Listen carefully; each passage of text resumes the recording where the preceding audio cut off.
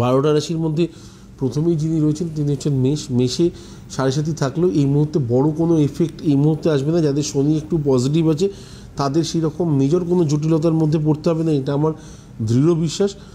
আর বাকি হচ্ছে পড়াশোনার জায়গায় যে জিনিসগুলো রয়েছে, রেজাল্টের জায়গাতে খুব ভালো রেজাল্ট পাওয়ার জায়গাটাতে একটুখানি সমস্যা।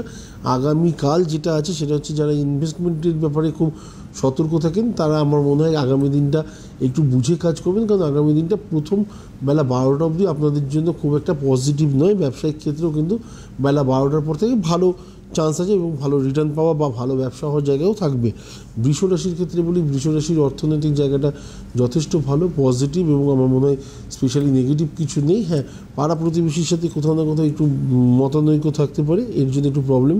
মিথুন রাশির শারীরিক জায়গাটা লাস্ট দুদিন ধরে কোনো কারণেই ভালো নেই এবং আগামীকালটা আমার মনে হয় সতর্ক থাকা উচিত, তা নাহলে বিনা কারণে জটিলতা বাড়তে পারে এবং শারীরিক জায়গাটা প্রেশার রিলেটেড বেশ কিছু সমস্যা কিন্তু আপনার জীবনে আসতে পারে।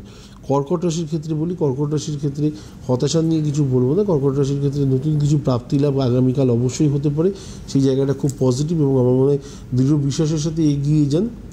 নতুন বন্ধু বা বান্ধবী এই মুহূর্তে লাইফে না আসাটাই ভালো।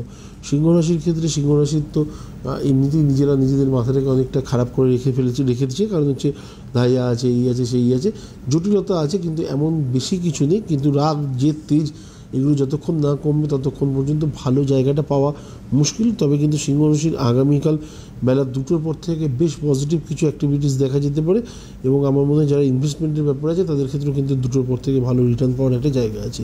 কন্যা রাশির ক্ষেত্রে বলি, কন্যা রাশি সবসময় একটুখানি চুপচাপ থাকার চেষ্টা করে এবং আগামীকালও যথেষ্ট ভালো। ফ্যামিলিতে কোথাও না কোথাও হাজব্যান্ড ওয়াইফের মধ্যে কালকে দিনটা একটু ডিস্টার্ব হওয়ার মতো একটু জায়গা আছে। আর বাকি রইল সাংসারিক ক্ষেত্রে যিনি গুরুজন ব্যক্তি আছেন তার শারীরিক জায়গাটা নিয়ে একটু চিন্তার কারণ অবশ্যই থাকবে। তুলা রাশির ক্ষেত্রে আসি, তুলা রাশির অর্থনৈতিক জায়গা নিয়ে বলবো, সবসময় বলি এখনও বলবো পজিটিভ জায়গা আছে।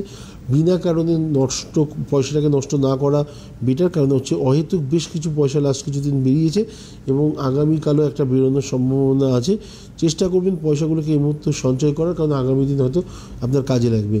বৃশ্চিক রাশির ক্ষেত্রে বলি, আপনার নাম্বার আসার মুখেই আছে, আপনার বিশাল কোনো টেনশনের কোনো কারণ নেই। আগামী দিন পড়াশোনার ক্ষেত্রে যারা রয়েছে তাদের ক্ষেত্রে অবশ্যই ভালো। নতুন ইন্টারভিউ যাওয়ার জন্য কালকের দিনটাও যথেষ্ট ভালো এবং আমার মনে হয় যারা স্পেশালি ইনভেস্টমেন্টের সাথে রয়েছে তাদের ক্ষেত্রেও কিন্তু পজিটিভ, কারণ বৃশ্চিক রাশি কালকে কোনো নেগেটিভ আমি কিছু দেখছি না। ধনু এই মুহূর্তে সবসময় ভালো জায়গাতে অবস্থান করছে।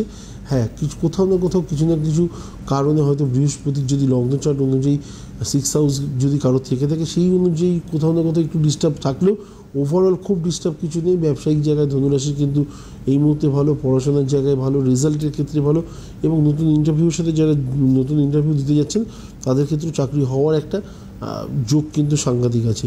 মকর রাশির ক্ষেত্রে বলি, মকর রাশি করবো কি করবো না এটা ভাবতে ভাবতে অনেকটা সময় চলে গেছে। আগামীকাল থেকে দিনগুলো মোটামুটি পজিটিভ স্টার্ট হবে এবং আমার দৃঢ় বিশ্বাস এখন আর ভাবনা চিন্তা না করে আলটিমেটলি কাজটা করুন যেন পরে আফসোস করতে না হয়। কুম্ভ রাশির ক্ষেত্রে বলি, হ্যাঁ, অর্থনৈতিক জায়গাটা নিয়ে অবশ্যই চিন্তার মধ্যে রয়েছেন, চুপচাপ থাকুন, ভগবানের নাম করলে অবশ্যই সেই জায়গা থেকে বেরিয়ে আসবেন। আগামীকাল ইনকামের জায়গাটা একটু হলেও বেটার এবং আমার মনে হয় যে স্পেশালি কালকের দিনটাতে বেলা 12টার পর থেকে কিন্তু বেশ কিছু জিনিস কিন্তু আপনাদের হাতের মধ্যে আসার মধ্যে যোগ আছে এবং যারা থানা পুলিশ বা সম্পত্তিগত ব্যাপারে এই মুহূর্তে আইনি জটিলতায় ভুগছেন তাদের জন্য কিন্তু কালকে বেশ খুশির খবর আসতে পারে। মীন রাশির ক্ষেত্রে একটাই কথা বলার আছে, মীন রাশির এই মুহূর্তে শনি যেহেতু বসে রয়েছে, আমি যাই বলি না কেন প্রত্যেকের ক্ষেত্রে যে একই হতে হবে এর কোনো ব্যাপার নেই, কিন্তু তা সত্ত্বেও বলি মীন রাশির মধ্যে অহেতুক বেশ কিছু টেনশন এবং শুধু তাই নয় যেগুলোর মধ্যে কোনো রিয়ালিটি নেই এরকম কিছু নিয়ে টেনশন করতে করতে নিজের সময়টাকে নষ্ট করছেন। আগামীকাল বেলা 2টোর পর থেকে ভালো সময়।